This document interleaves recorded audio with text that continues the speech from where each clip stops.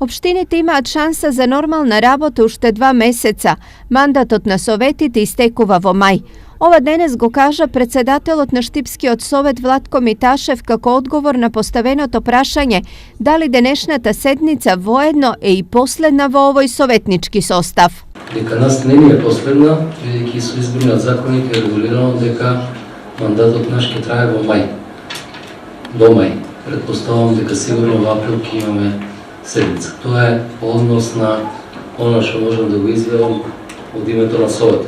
По ова седницата на Штипскиот совет помина нормално, а отсуствуваа и вообичаените партиски препукувања. Се дискутираше за тековни работи, а градоначалникот на барање на дел од советниците за финансиски средства за организирање на ромска вечер одговори со контрапредлог за посуштинско трошење на парите.